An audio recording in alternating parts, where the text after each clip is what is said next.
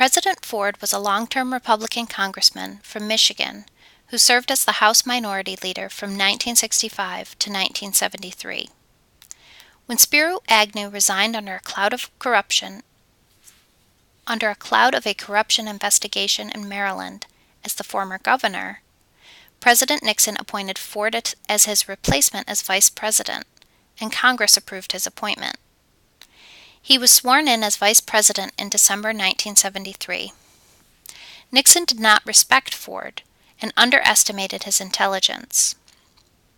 When President Nixon resigned in August 1974 due to Watergate, Ford assumed the presidency modestly, saying, "I'm a Ford, not a Lincoln."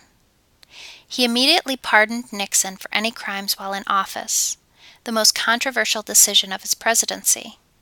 Public opinion polls showed that many Americans did not like the pardoning of Nixon, but President Ford justified it as necessary to heal the nation and avoid the spectacle of the criminal trial of a former president. President Ford considered himself a caretaker president until the next election in 1976.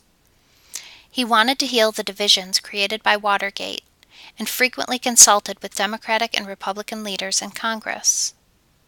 Because of his long experience in Congress and amiable personality, the new president established good working relations with congressional leaders on both sides of the aisle.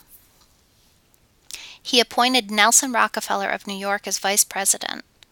Congress agreed, and for the first time in American history, we had an unelected president and vice president.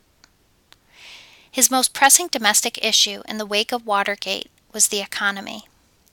Inflation partially created by the Arab oil boycott of 1973 and 1974, and recession in late 1974-75 were two problems he tried to solve with limited success.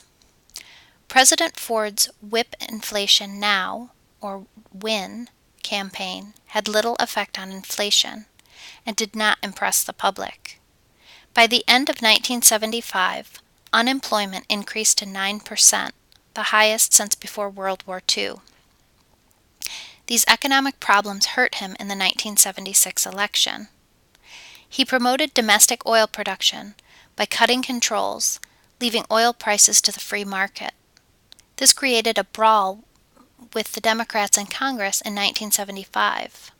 While Ford had good relationships with congressional leaders, he vetoed 50 bills which put him into conflict with the Democratic majority in Congress. Ford believed in a free market economy, opposing government regulations, and vetoed a bill on regulating strip mining. He also vetoed the Freedom for Information Act, but Congress overrode that veto.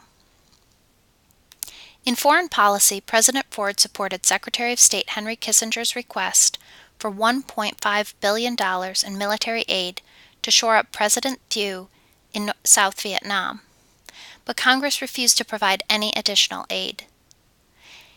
In early 1975, the North Vietnamese and their communist allies in Cambodia and Laos launched an offensive, and within weeks the communists seized power in all of former French Indochina. South Vietnamese who worked closely with the United States were flown out of the country as Saigon fell. About 135,000 South Vietnamese came to the United States as refugees in 1975, and over the next 20 years hundreds of thousands of others would follow them from South Vietnam, Cambodia, and Laos.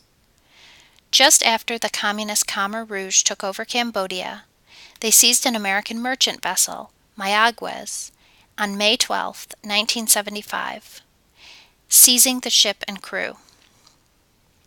President Ford ordered retaliation. American planes destroyed several Cambodian ships, and Marines landed at Koh Tang Island, suffering heavy casualties. President Ford did not consult with Congress and did not invoke the War Powers Act before authorizing military action. The action showed American military muscle and won praise from the public and media. British and American newspapers and commentators praised the boldness of the president's actions.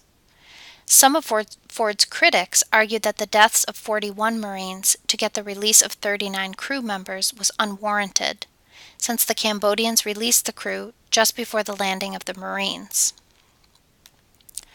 Ford negotiated with Soviet leader Leonid Brezhnev the groundwork for SALT II and signed the Helsinki Accords in 1975 that promoted détente, stabilized the West-East conflict in Europe, and promoted guarantees for human rights.